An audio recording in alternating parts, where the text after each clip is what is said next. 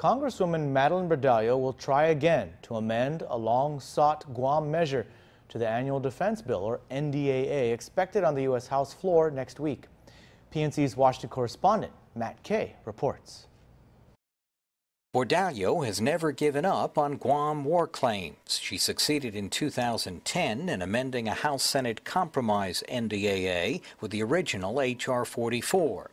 But fiscal conservatives stripped out the language on the Senate floor, forcing the bill back to the House.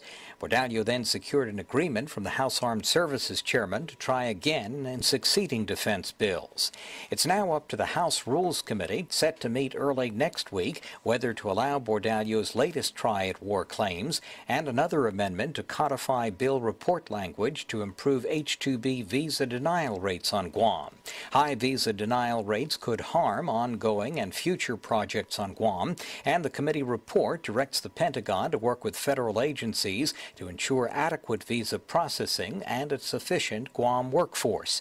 Republicans accepted the non-statutory report language in committee.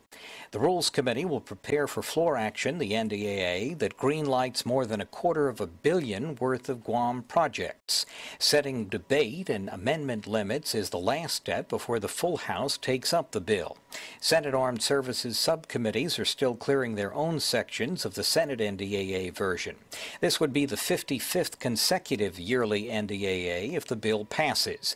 The House bill would authorize some $254 million in new Guam military construction, including new housing at Andersen Air Force Base, a power upgrade from Harmon to Andersen, a Global Hawk maintenance hangar, and an Air Force Reserves medical training facility, as well as munitions storage and an Air Force satellite facility. The measure lifts all remaining restrictions on Guam civilian buildup funding, originally put in place by the Senate and its Armed Services Chairman John McCain. It helps preserve Guam land holdings, promotes invasive species prevention, and calls for study of a broader role for the Guam Army National Guard to include the THAAD missile defense system. On Capitol Hill, Matt Kay for PNC News.